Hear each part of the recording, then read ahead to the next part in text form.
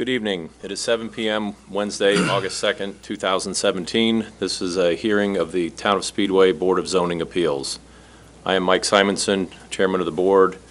Board members in attendance tonight with me are Mike Allen, our Vice Chairman, Tyler Carmichael, our Secretary, Ernie Williams and Janet Fullen, Board members.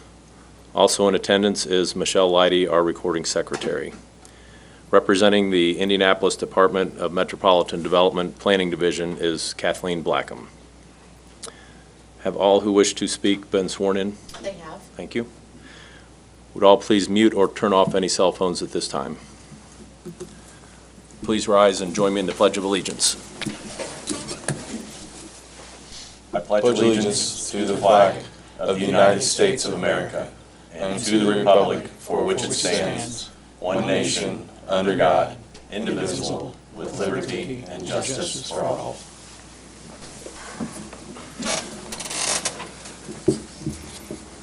Has everyone had a chance to review the minutes from our previous meeting? Yes, I move they be adopted as published. and I will second that. Second. All in favor of adopting the minutes as published, say aye. Aye. Those opposed, same sign.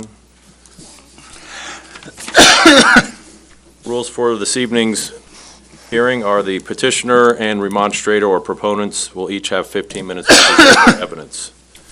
We will then hear from Kathleen Blackham from DMD. After her presentation, the petitioner, remonstrators, or proponents will have a 5-minute rebuttal period.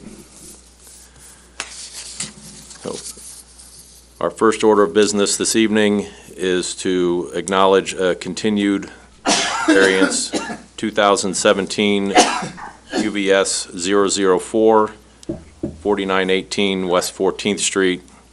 It is being continued with notice to our meeting on September 6th. Next up, we will have 2017 DVS 004 5621 Meadowwood Drive. Would the petitioner or their representative step to the podium and state your name and address for the record? Hi, I'm Wayne Grabin. I'm at 5630 Maplewood Drive. I'm Brian White's next door neighbor, and I'm here helping him out on his fencing issue.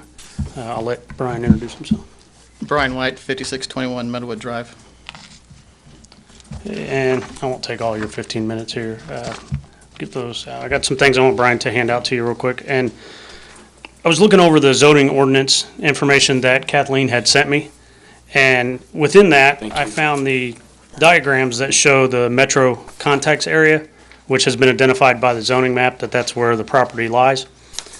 And in looking at that, and I apologize, there's only 4 of those, so you can share with one of them. It shows that the buildable area, which is kind of hard to see on there, it's not, the font's not real prompt on that, but if you look past a couple of my little notes, I adjusted their front door to where Brian's actually sits on the other side of the house, so the one I scribbled out is actually the side of his house. But right below it, you can see where it says buildable area. That highlighted area there on that first page would be where the fencing is going to go. So it's actually sitting in the buildable area and not encroaching onto the front yard or the right-of-way. So on that third page, take a glance at that real quick. It describes buildable area, and I won't read the whole thing, but starting about halfway, where it says generally this area is bounded by any applicable building restriction line, right-of-ways, and development parcel lines. He wouldn't be encroaching on any of that.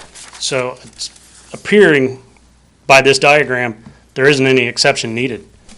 And I mean, if we all agree that he's building on his buildable area, then I don't know that we need to ask for any exception. And our previous hearing or argument was not where we should have been approaching it at all. Do you know what the setback is for that yard from the Maplewood Drive? The setback, I don't know The what, building setback? I don't know what the survey would say the setback is, but Not what you the asked survey for says. some The elevations town and plat stuff. has defined setbacks for front yards and I don't side have that yards and number, no. backyards. All the yards, all property lines, there are setbacks which indicate how far you can build Right. on the parcel of land. I don't have that number, but I do know the The setback for where the intersection would come in is 30 feet, and his fence line would be 70 feet away from that. And then he's clearly off of the roadway and the right-of-way. But which yard? on his- The western side of the fence is only going to be, Right, the intersecting ordinance says 30 feet, when that would go in both directions. but if Where you're, his fence would go would be 70 feet. well, that's only from the Meadowwood side. Right, Meadowwood Setback traveling from down Maplewood, you have a Maplewood. setback from Maplewood also. Right, and your typical right-of-way would be 25 feet from the center of the road in. His fence wouldn't encroach on that, and all the drawings and stuff that I've given you would indicate the measurements on that to show that he wouldn't encroach on that. So you're at 23 feet based on your drawing to the, I'm guessing the curb. I don't know if that's the, From the house Where you're- itself, it's 39 you have feet to the 39 feet street. to the, is that the curb? Yeah, that'd be to the curb, because there's a sidewalk and then you got a patch of grass, which is written on my drawing as right away, but, so from all the way to the curb where the street is 39 feet to the house. So And he's only looking to go out about 16. He's flexible enough if 16's too far to, you want him coming in to only be 10 feet out. He's clearly what is the flexible enough need that. for pushing the fence 16 feet to the west? I'll let you, A bigger backyard, usable area that our family can use. Because right now it's a side yard. It's just, it's just a yard. Yeah. We want to move, I think most people would love to have, a bigger yard that's usable for their family. And that is our reason for the fence. Well, your existing backyard behind the house looks like it's 60 feet by 44 feet. Based on this drawing, that's a pretty good sized backyard.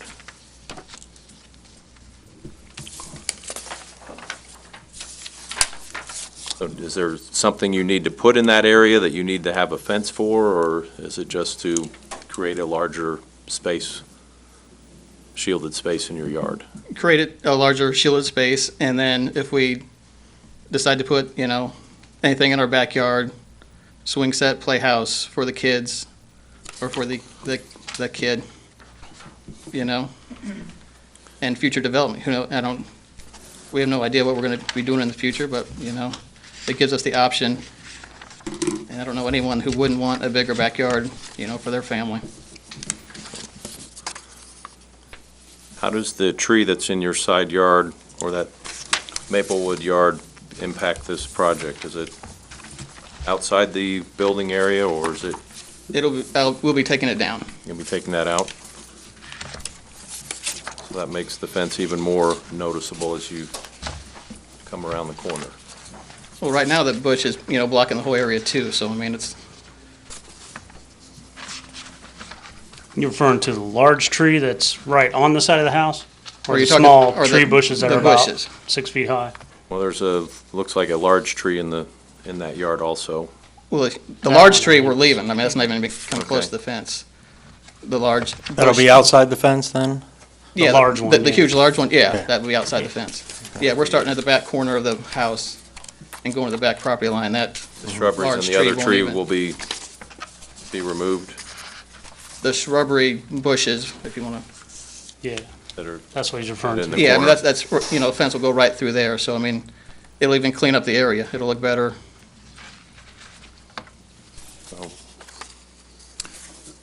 This privacy fence, Yes, sir. privacy from what?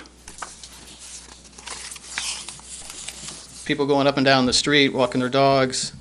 Okay. Right now, we have like an inflatable, like a 3-foot inflatable pool. We need to have a 6-foot fence around the yard. Right now, we put up a lattice, it doesn't look great, but it serves a purpose. If we have a permanent structure with the fence, we won't have to put the lattice up and down every year. It'll just clean up the area and look. 42-inch high fence would be sufficient for protection around a pool. It doesn't have to be 6 feet high to create a separation between a pool and a open yard.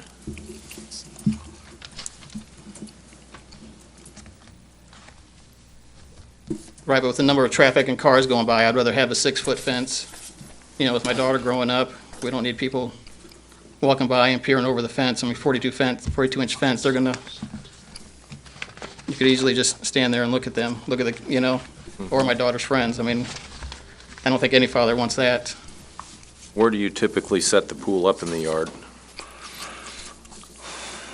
On the other side of the backyard, So kind of on the eastern yeah, corner, 'cause that's what it looks like on the this farthest away from the, drawing. where we have the chain link fence. So I see you on the, looks like on the western edge of your backyard, you have a chain link, and then I see a white 6-foot privacy fence bordering your yard. Is that yours or your neighbor's? It's mine. Looks like it's on the east, and I don't know, what's along the backside? Is it chain link also, or? On the east side, it's the white fence. Right. And then coming about halfway is the white fence, and then it stops there, and then the chain link.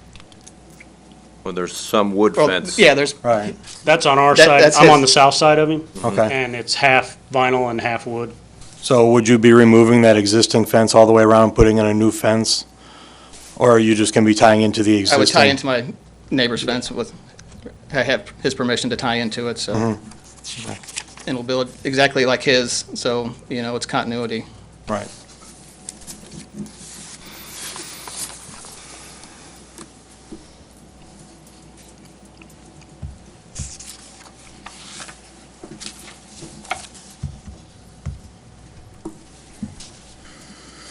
Any other questions for the, I have none. Nope. thank you.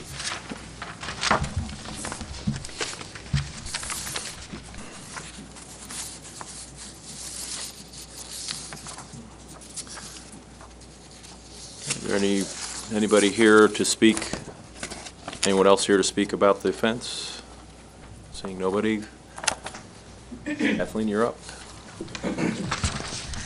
Thank you, Chairman Simonson, members of the board. Staff is recommending denial of this, as is indicated in the request. Staff is not arguing about the fact that you can put a fence in that area. The question or the issue comes up to the top when you put a 6-foot tall fence. You can have a 3.5-foot tall fence in that area, but once you increase that to 6 feet, it has to be moved back to the building line of the residence.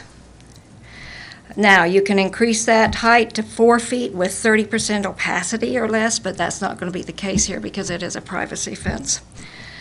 Again, what happens is that it creates a canyonization, because once one person puts in a 6-foot tall fence, others want it, and it becomes very like a canyon, and it cuts down visibility, and it really takes away from the open appearance. And when staff made a site visit, didn't see any other fences in that area that would compare to what they are proposing. And in fact, staff does not see that there is a practical difficulty in the use of the property, because they could move that fence back, and I'm talking along Maplewood, move it back in line with the building line of the house and still have a backyard. And they could have a 6-foot tall fence then.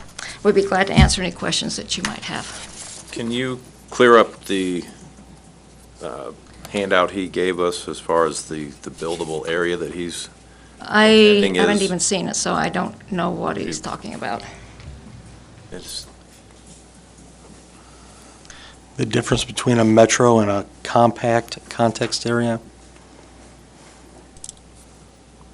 The difference in the metro and the compact area, with the new ordinance, they established those boundaries, and generally speaking, although it's generally speaking, it's going to be the compact area is going to be the old city limits that's more dense, and then the metro area actually surrounds that area, more rural.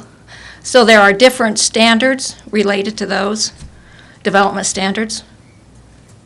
There's a little more, it's a little more liberal in the compact area just because you've got more, it's more dense. You don't have the side setbacks that are, the properties are typically smaller.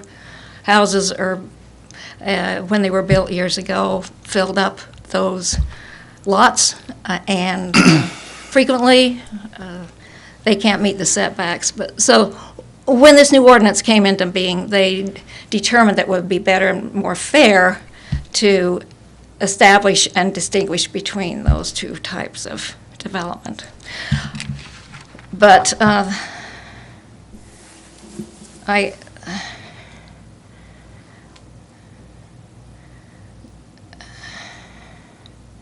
the front door, again, I guess I'm not real clear on this, because his front door is facing Meadowwood, like he is indicating here, and the side of the house is still the front of a house. When you're on a corner, you've got two front yards. Right. You don't have a rear yard, you have two front yards and two side yards. I know that architecturally, and a lot of people don't understand that, and I understand the reasoning for that, but you do have two front yards. And so in both of those cases, you do have to meet those setbacks. And I know, and in the compact area, there are some, development standards that, again, are a little more liberal in terms of that, and they do allow fences. But this is not the metro context area. What's interesting is Speedway, parts of Speedway is in the metro, and part of it is in the compact. And so it just depends upon where you are, what area you are in. And in this case, this is the metro area.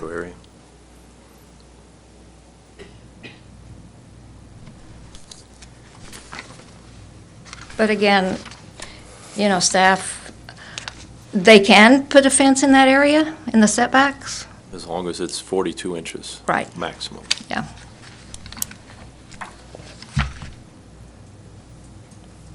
Would staff support a reduction in the width of the western projection That would be more acceptable than where they've got it. where they've got it? Yes. Okay. Ideally, if they moved it up to the building line, then of course they wouldn't need a variance. Correct. But understand the need, the people would like, and particularly on a corner, it is somewhat compromised. I live on a corner, I understand that. And you do end up with a smaller backyard when you're on a corner. But unfortunately. And technically, they have two front yard setbacks also, Yes, which I think it's 50 feet or greater, or the front yard setbacks, which would mean his house is essentially put on the corner of the lot where it meets both those setbacks. Any other questions for Kathleen? Thank you. okay. Thank you.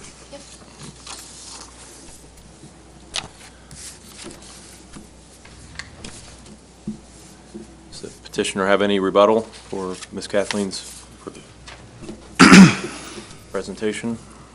Yeah, just to elaborate on the metro context definition, and I'm sorry I didn't print it out, I probably should have now that I heard her side of it. It does identify year build of homes, 1945 and above. So, Meadowwood, our homes were built 56, 57. So we're easily being defined into that metro area simply by year built. There's not any question that it's Speedway. That's not in question. Right. Okay. So you would almost be penalizing somebody because their house was built later as opposed to a house built, longer ago that's in the compact context area. That's not the argument though, but that's just to kind of elaborate on the definition of the two. And just to go back to the diagram, as long as he's within his buildable area, a variance the- isn't necessary either. The buildable area, if he is already at the setback line for Maplewood Drive, would be the side of his house. Well, we I don't know believe the that. setback from the street to the structure, because he has 2 front yards, is 50 feet from the center of the street to the structure off either Meadowwood or Maplewood. And based on your diagram here, you're going to be about 50 feet to the west side of his house. And that would be the buildable area Right. of the lot. Since we don't have that right now in front of any of us in writing, can we get that before we decide whether he can build 10 feet, 16 feet off that corner, or if he has to build on the same line where the current chain link sits? Because as long as he's in his buildable area, a variance isn't necessary. And the buildable area per this diagram clearly shows that it is away from the home and not right on line with the building itself. So are you requesting a continuance to our September hearing to gather that information? Unless it can be presented any time quicker. I mean, I'd be okay if you emailed it over to us and showed us that that's what it says. I don't have any argument against that. Either have another continuance to September, or we can vote on the evidence presented this evening. I'll let you decide, it's your property. Well, we do have other evidence of that. We have houses in Meadowwood that have the privacy fence up to I the, understand there are existing situations that are non-compliant existing fences, but that doesn't make it those correct either. That means that they were built and not caught. Okay, And, so You know, it's. those wrongs don't make another right, so Well, why those allow them wrongs- to stay where they're Those wrongs at? don't give you the right to build it that way also. But we're not in any violation. Like I'm saying, the building, If The you're buildable not in any area- violation, then, you know, there's a reason you filed the variance. Somebody questioned the location of the fence. he did. He simply asked, hey, I want to make sure I'm in compliance, is there anything I need to do? And then he was made to jump through all these hoops for the variance, Who- to pay out all this money. Who made that determination? I submitted the drawing to Town Hall. I got a phone call saying, Okay, our building inspector, yes. who's very familiar with the codes and the regulations, realized that part of this fence was not within the allowable codes for fencing in that area. That's the reason that you need the variance. If this fence were 42 inches high or shorter, there's no issue. Okay, you said It's a fact. 42 okay, you said 42 inches also for a pool, is that correct? I believe 42-inch high fence is acceptable separation between a yard and a pool. It does have to have certain opacity. What, 30%, Ms. Blackham? It can go up to 4 feet, 4 feet? but it has to have 30% opacity. So 42 inches does not 42 require inch could be that? a solid It can be solid fence at 42 at inches. 42. Thank If you you. want to be taller than 42 inches, Okay. up to 4 feet, so another 6 inches, you would have to have like a wrought iron type fence or something that is visible.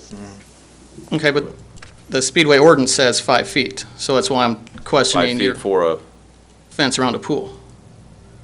But you're saying 42, so now if I can do 42 around a pool, I would consider that. But the ordinance right here says 5 feet. So if I put 42, I don't want to be fined based on what you just said. okay. I would have to check with our code enforcement group to find out if they have a different requirement, but it's my understanding that 4.5 feet was Right. acceptable. 3.5. Or 3.5, I'm sorry, at 42. So if you want to continue this to September and we do some research and get some answers for some of these questions, we can do that. Or we can vote on what you've presented this evening for a 6-foot privacy fence, 16 feet off your house in your western yard. I will go for the continuance because it doesn't sound like you guys are going to vote in my favor. Okay? So the petitioners asked for a continuance to our September hearing to get some clarification All in favor, say aye. Aye. Those opposed, same sign. We'll see you in September. Thank you. Thank you, guys.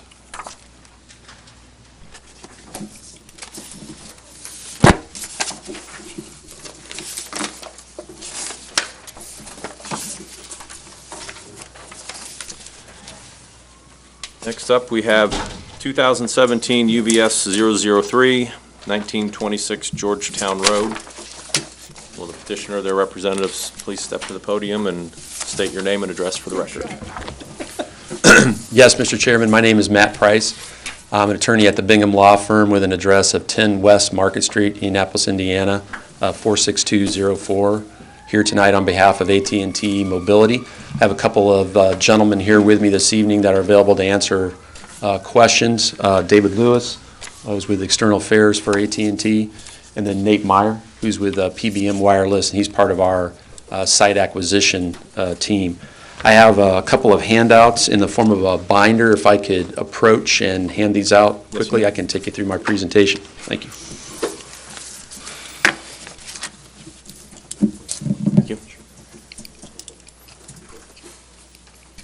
Thank you. Thank you.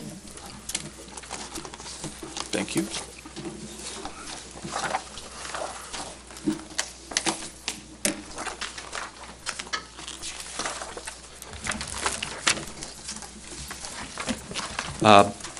Just give you an overview of the site and then talk about kind of what our precise nature of the request for relief that we're seeking tonight entails, because it's somewhat different than what we presented in our application at the time we filed it. I'm sure you are all very familiar with this location, but just to give you some overview for the record, behind tab 1 you'll see an aerial photograph which depicts the current location of a previously approved monopole now serving the vicinity. This is approved as on a temporary basis, and the approval for that tower extends through October of 2017. The property is located on the northeast corner of the American Legion post. It's post 500, and it's immediately adjacent to Georgetown Road and just across from the Speedway itself. And we've provided behind tab 1 several perspectives of the existing tower, and I'll get to why that's particularly relevant as we're modifying the exact nature of the relief we're seeking. But you'll see the second photograph is a tab when it was much cooler, apparently, looking north along Georgetown Road. You can see the monopole tower off in the distance. Same with that second photograph. Then a perspective looking from the west back east towards the tower site. Then tab 2 has some more current photos that focus in on some of what the ground level of the structure looks like. It's currently surrounded by a fence, and it has the typical ground level radio equipment that you would associate with the site. The third picture behind tab 2 gives a kind of a ground level view looking up at the existing structure. And then tab 3 is a new piece of relevant evidence, and it really goes to the heart of kind of the nature of our request, which is it's a letter from the superintendent of the Indiana State Police endorsing our variance of use request for a facility that would no longer be temporary but be permanent status. And the superintendent has good reason for providing that piece of evidence. Infrastructure of this kind provides the support for emergency responders and public safety responders and members of the public, really, to use their wireless devices to communicate, ask for help, and respond to situations in the vicinity. And this tower and its location are particularly important to AT&T's network because it not only provides some coverage inside the track facility, it also provides coverage outside the track facility. And as we all know, and as I think we all hope, as there continues to be more and more activity in and around the track, and particularly along Georgetown Road, as that becomes a pedestrian promenade in the town's longtime long-range future plans, there's going to always be a need to have adequate infrastructure in the vicinity. Now, having said that, this petition and its filing has led to a great deal of dialogue with the town of Speedway itself. And we concluded, after meeting with representatives of the town, with elected officials and your town manager, about this proposal, that it would not receive the town of Speedway's support for this location immediately adjacent to Georgetown Road.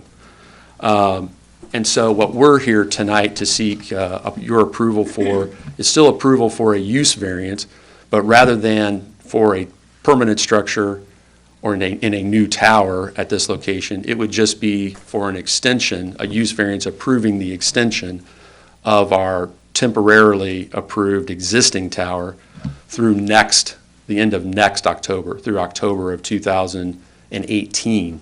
And the reason for that is that we are hopeful that we can continue the dialogue with the town of Speedway, with the Legion itself, and see if there might be an acceptable, mutually beneficial and acceptable relocation of this site to where it would be able to provide the necessary infrastructure for public safety and for public convenience, while at the same time, I think being consistent with the town's overall plans for the vicinity and the future pedestrian promenade along Georgetown Road.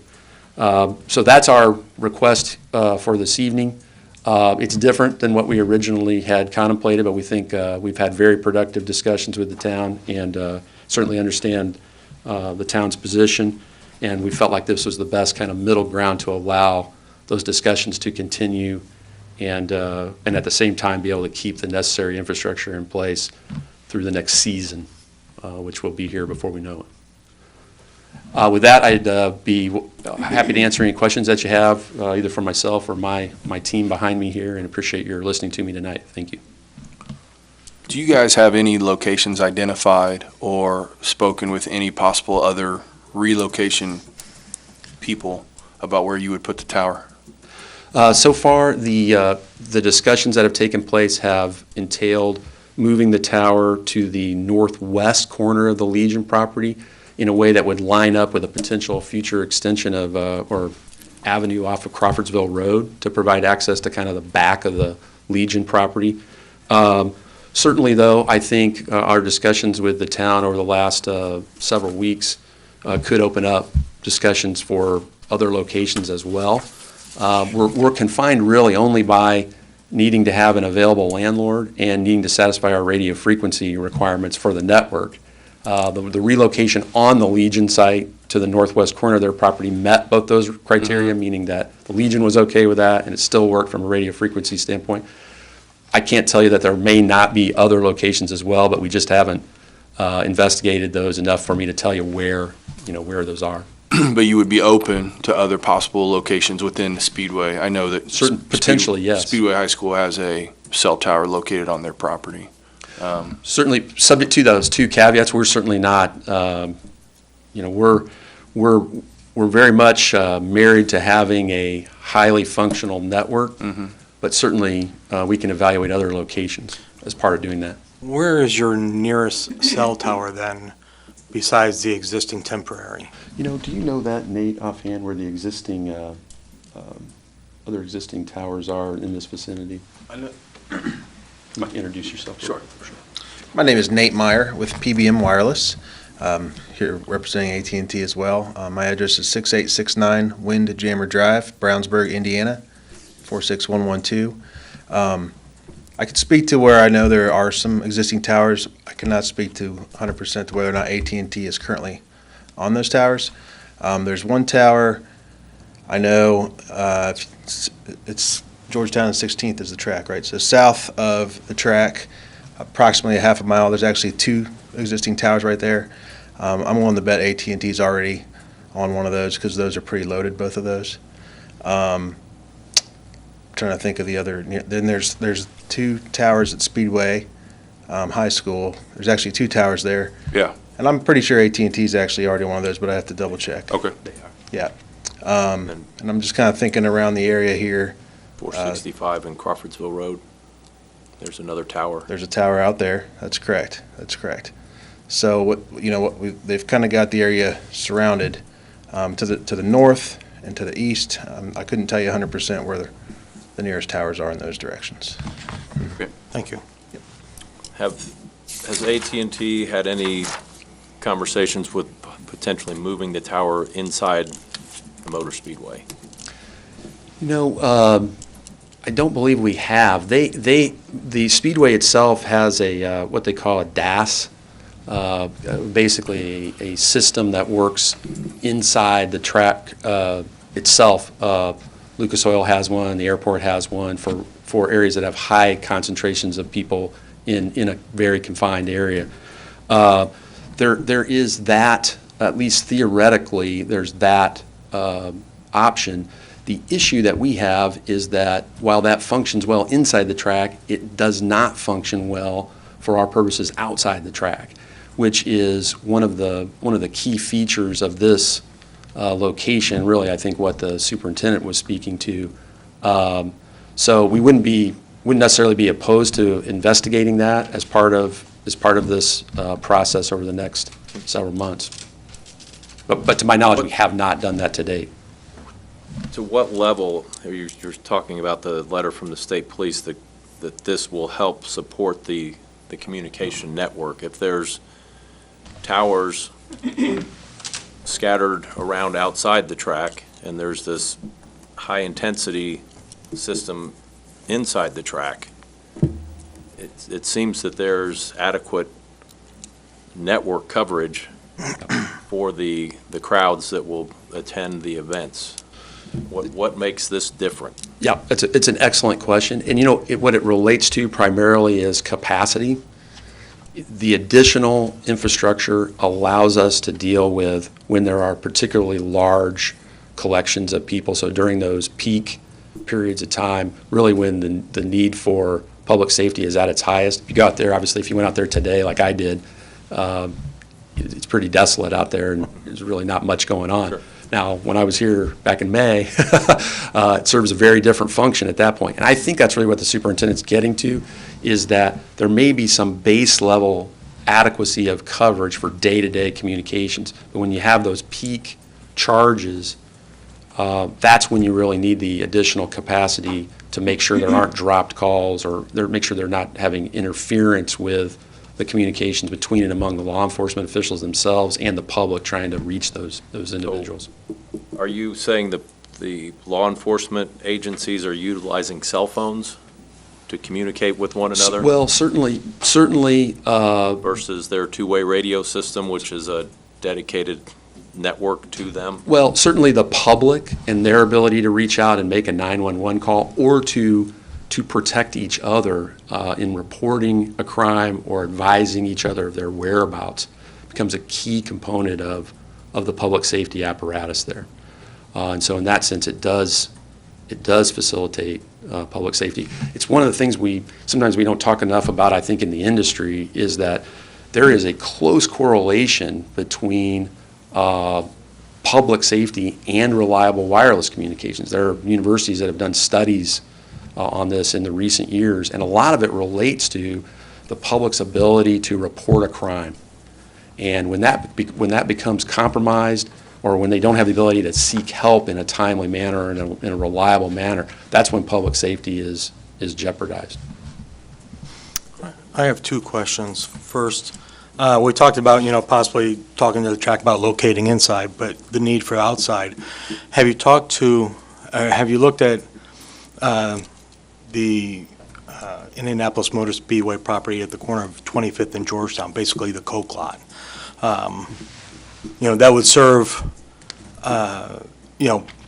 part or most of the track with, quite a bit of public coverage outside of, without being near any residential and with the possible greenway or public park that might come into play.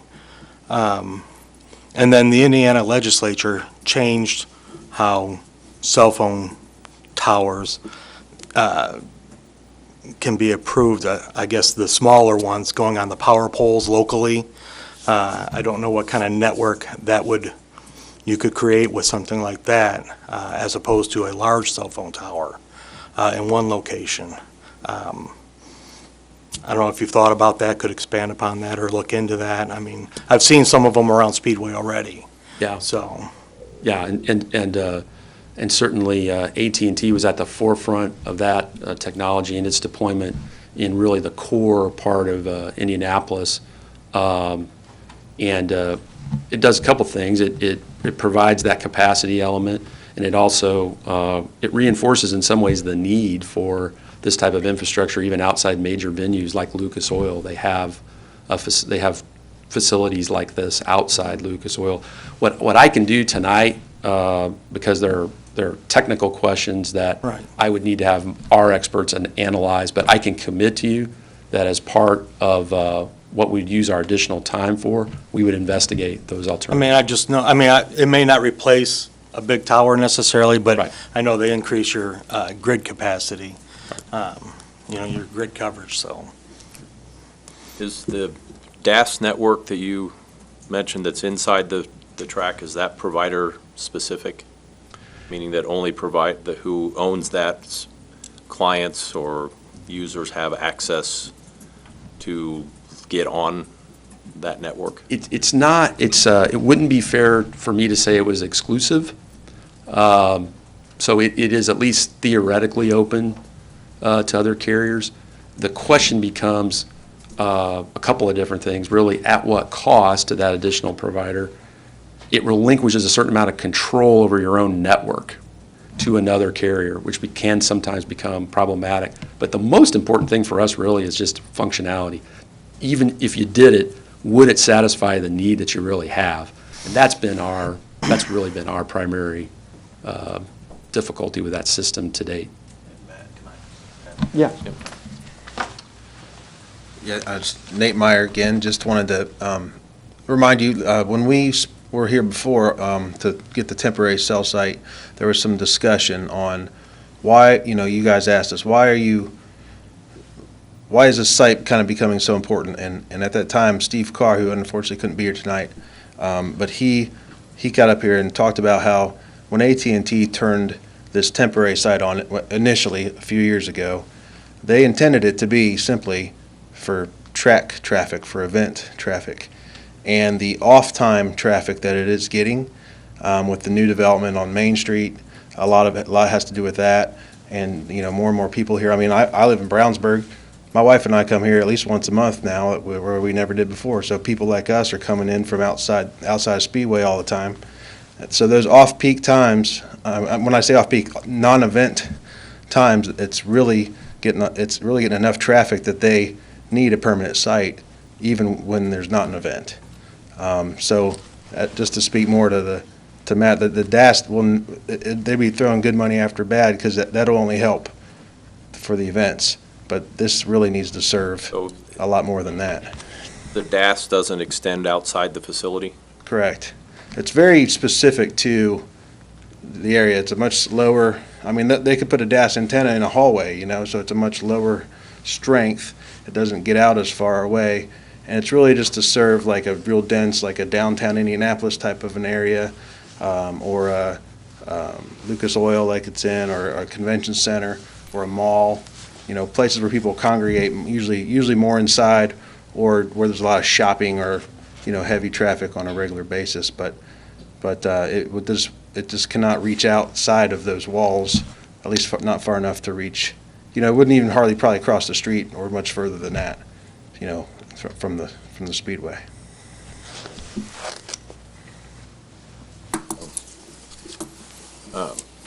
In staff's report, there's some comments about the size of your compound, for lack of a better word. It's 40 feet by 80 feet, which is significantly larger than what they consider allowable or usable. Is there a purpose for that much of a footprint? Is that necessary? I went by there today and I looked at that as part of this. It looked very full of radio equipment, and all I can say is that it's just the space necessary to house the associated radio equipment. Again, I think that's primarily driven by just the demand that's being placed on this particular tower. And that's not I don't know that it's significantly different than what you might see for other base stations as far as the overall square footage. It may be marginally bigger, but it's not significantly larger. Would AT&T be willing to accept some provisions for if a potential continue or extension of their temporary variance of use? Meaning that if this would be a last and final extension, that there could be no more requests for one after this this one, and there would be a 12-month period for you to formulate a plan for the potential location of a permanent site. That's 12 months from today, not from the expiration of the current. We think, let me address them a couple of different ways. We could certainly entertain that. That's certainly our intent. I would, just having been involved in this process at other locations that are of a sensitive nature, and and having worked on this one for the last several months, I think we're going to need a full year from our last approval, just in terms of that's the amount of time it takes. And just as what we've talked about here this evening, there's a lot to investigate. I will say, it's not my preference, but if it was the board's will that this be our last temporary approval, we would certainly. We've been kicking this can down the road for 2 years. And I do understand that. And we just need to, knuckle down and find a resolution. And that's why I would suggest a 12-month period from today as a potential, and a last and final extension, that we would not come back here again in a year and entertain an additional extension for temporary use. I'll put it back to you, if we could in a sense split the baby on that and agree to it being the final request, but with the date through October, I just know how much work there is left to put a punctuation mark on it. So it would create that, I think, that sense of urgency without, I think, lopping off too much time that we're probably going to need just to get the resolution complete. We're at 15 months. Yes, sir. Essentially what you're asking. Yes, sir, from today. That also gets them through the Brickyard next year, since the Brickyard's going to be in September. Good, yeah, that's true as well. And you will accept the sundown clause? What's the sundown clause? I'm sorry, sir. Oh. Ask your question again, Ernie. Yeah, I'm sorry, I didn't. Ernie, he didn't hear your question. You will accept the sundown clause? Yes, sir.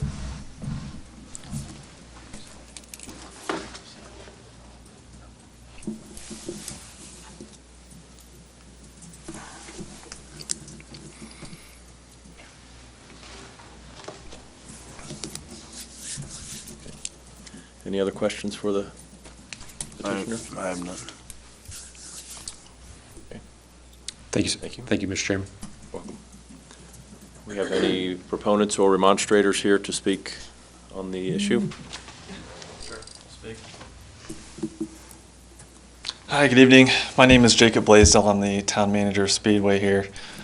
My office is at 5620 Crawfordsville Road.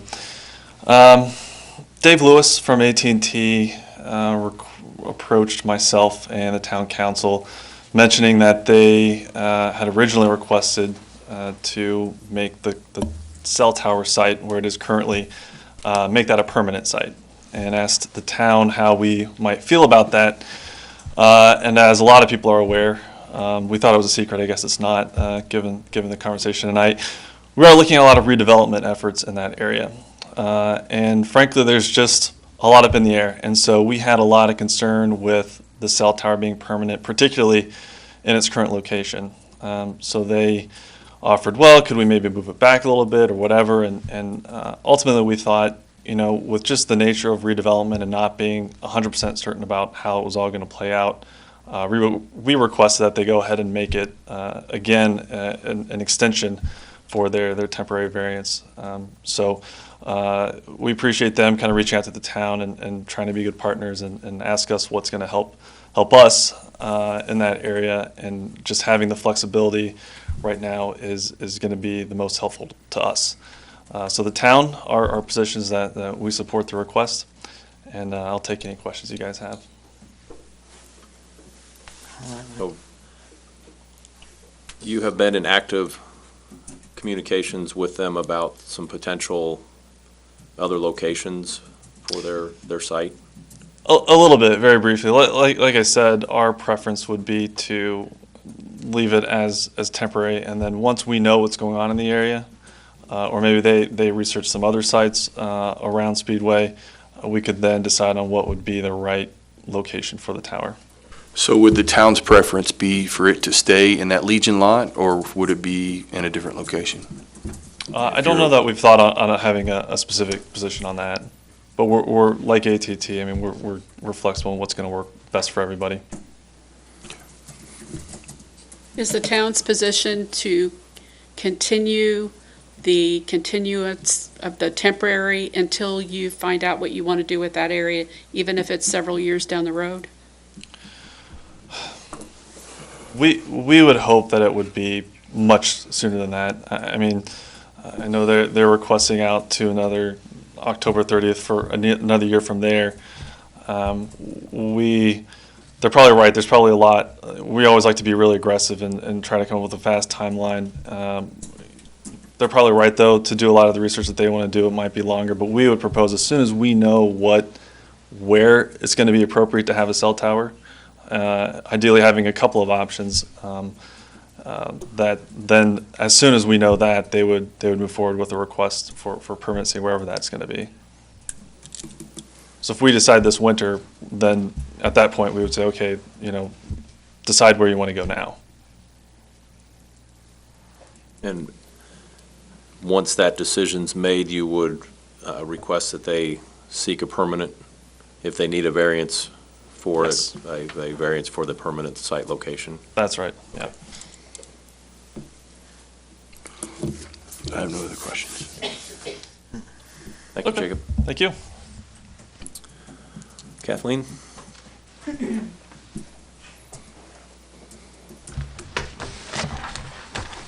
Well, staff was just made aware of this change this afternoon, that they wanted to amend their request from a permanent to a temporary. Staff was recommending denial of the permanent tower, and staff continues to recommend denial of the temporary.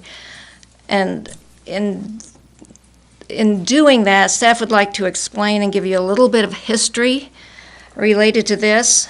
As you know, there have been 2 variances filed on this for a temporary. The first one was filed in March of last year, 2016 UVS 001, for a temporary tower. Staff did support that because it was going to be a temporary tower. In looking at the file, staff made some notes on the docket, and it said it was a one-time grant. This was back in March 2016. The note says a one-time grant, everything but the power cabinet will be removed after that. Next year, they will investigate moving it west.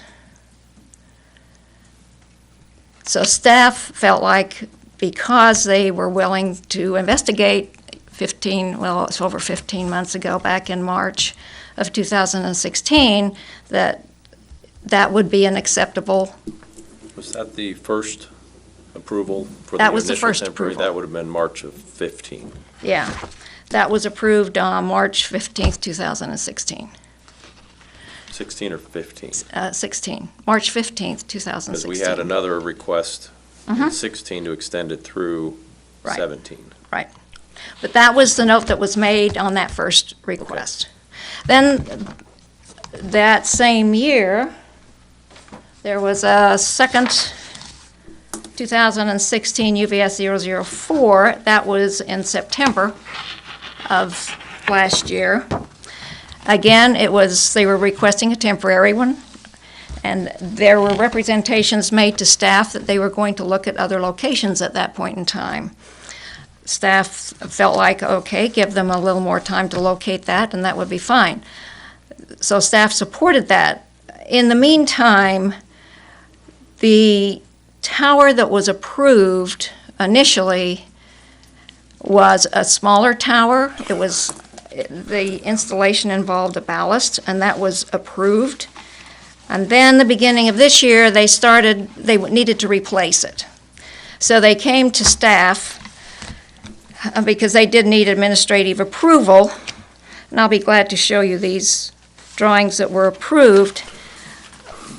But the drawings, in some respect, is a little bit misleading because they call it a COW, a C-O-W, which stands for Cell on Wheels. However, well, let me get back to what the definition of that is. Basically, you bring these in on wheels, and it's for special events, like the 500, Yeah, it was for the 100th. and they're gone, and they wheel them away. Well, and again, staff will take responsibility, did not actually look at the installation. We usually don't look at the installation. Staff is more concerned about the height of the tower. But after approving it, it was brought to staff's attention that, in fact, they were making this much more permanent. There was a 23-foot pole put down into the ground, and this new pole put on there. And then they also indicated that no other carriers could be located on this pole. So in some respects, this has been misleading from the very beginning. They said it was going to be temporary. They came back and said it was going to be temporary again. And then they went in and replaced it, and it's just not a cow, as is indicated on these drawings. It is more of a permanent situation and installation. Those are the things that concern staff. And for those reasons, staff is going to continue to recommend denial of this. Again, it's not permitted in a special use, which is special use 34. This is what this property is zoned. It's not permitted there. The only type of wireless communication facilities that are allowed are if they're roof mounted or on a wall.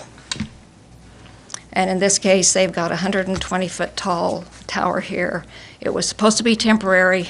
It's been temporary, according to them, since March 15th of 2016. Again, staff recognizes there's a need for these towers, but it just seems like this whole process has been somewhat misleading, particularly when they provide drawings that are clearly labeled as a cow, but in fact, when you look closer, it is not. It's more of a permanent situation. And now they're asking for a third time for this to be extended. Staff rarely, and I will tell you, even if permanent locations, and Mr. Price knows this, that staff rarely supports cell towers where they are not permitted. And this is one of those cases that staff is not supporting, and would be glad to answer any questions that you might have. Thank you. You have very succinctly described the frustrations of the board. So the drawings they initially submitted for the extension of the temporary variance indicated another ballasted Yes, platform style of tower. yes. And then through the process of the administrative approval for change in height, or I'm not sure what that administrative request was, but they switched the design to a much different style of tower, Yes. which is what we And have in again, place now. yeah, and again, the ordinance requires that those towers are constructed in such a way that they will accept other carriers. And there's a letter, I think it's included in the staff report, that said this tower cannot. And the reason why, as you might guess, is to eliminate a proliferation of these towers where you can get more than one carrier on those towers, thereby eliminating the need for another tower.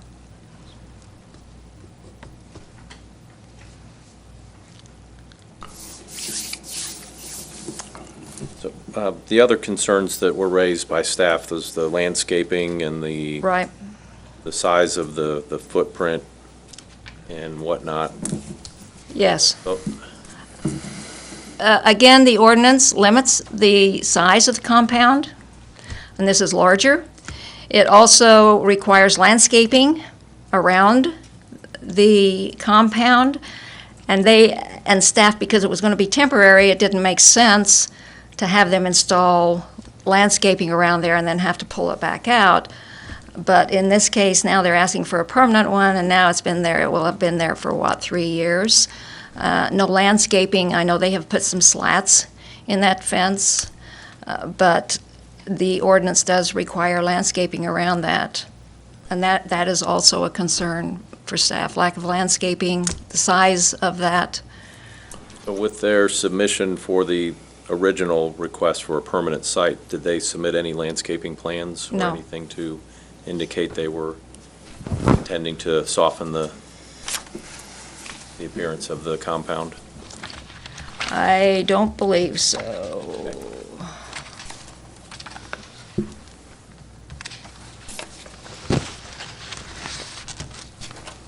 There's an overall site plan and elevation. No.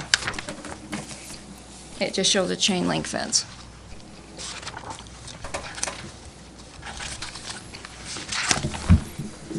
I have no other questions. Any questions for Ms. Blackham? Thank you. Thank you.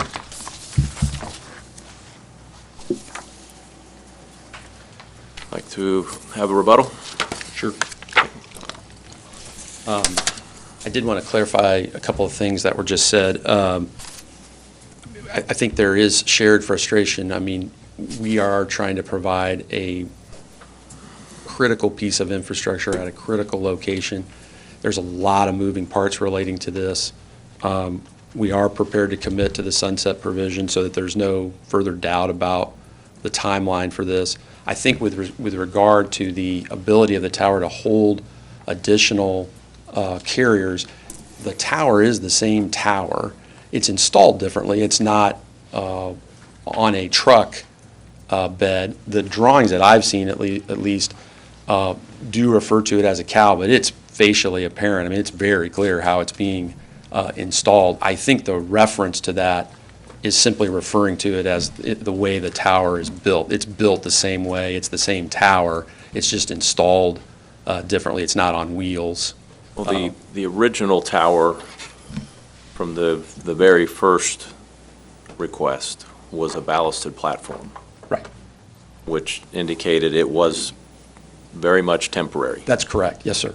And the second request for the extension indicated a ballasted platform. Correct. And now we have a tower that is on a foundation.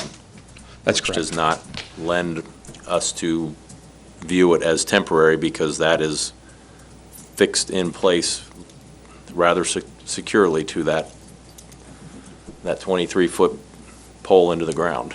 It is, and don't get me wrong, you're exactly right about that.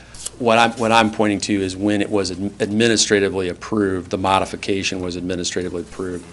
I don't think it's necessarily fair to say that it was misleading the way those drawings were submitted. They're very clear that there's not a ballasted on a truck bed. I think the primary reason for that is just making sure you've got a safe installation immediately adjoining Georgetown Road, where there's a great deal of pedestrian traffic during an event. And it's just securing that structure in a way that doesn't pose any harm to anyone, as opposed to wheeling in a truck for a golf tournament, say, for example, where it can be put in an isolated location, provide the coverage for a temporary purpose, and be relatively out of the way as far as anyone walking around it or hitting it with a vehicle or anything like that.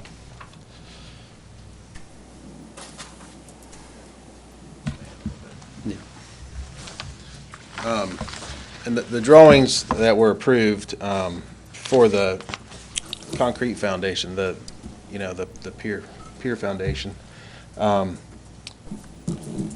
reason that is because what happened between when I was here for the ballasted temporary and then when this was submitted is AT&T's antennas changed. So in order to provide the service, they had a new type of antenna, and structurally, the ballasted pole was not going to hold that up. It wouldn't have been safe from a structural standpoint. So these plans were put together. They're presented to staff. We feel like it was approved by staff, and here's their approval. And, we thought we'd gone through all the proper, everything on here, temporary antenna, temporary metal pole. I mean, I know there's a foundation there, but, if we had to take it down, they just bolted off the foundation. They dig out, some of the foundation like they would any other foundation and plant some grass there and, move along. It goes back to looking like it, originally did out there. So the cow, it does say cow on here. That does technically mean cell on wheels. But the cow is just part of the name that AT&T has for this site. Once they give a site a name, that's the name. So in our industry, the cow just kind of, that's this temporary site. So we weren't trying to be misleading in any way. But the reason that had to happen was for safety, to make sure that those antennas would hold. And, the original application here, and what we've been consistent with, since I know when I was here before, is we're trying to find a permanent site. We don't want to keep coming and asking for a temporary site, but we're trying to balance, keeping the public safety, the signal available to whoever public safety or even just the neighbors that live around here, the people that visit, even off event times. Keep that level of service available until we get the permanent site, and the town and AT&T and everybody can agree that that's the best spot for that. So I think initially what we wanted to do was have that permanent site approved, but it looks like with the discussions with the town manager's office and so forth that this might not be the best location for that. And we're open to look for more, but we just want to really keep that, everything that's going for the customer and for the public safety folks in the positive direction while we're working this out. We're not sitting on our hands doing nothing. We're trying to get this all figured out.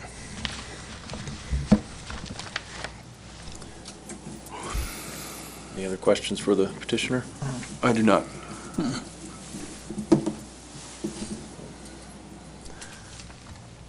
So what we'll be voting on this evening, just to be clear, is a last and final extension of the temporary variance with a sundown date of October 2018.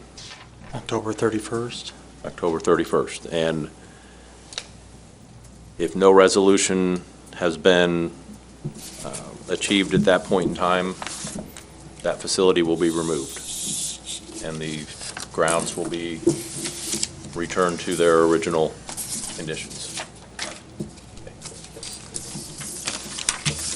I don't have any questions.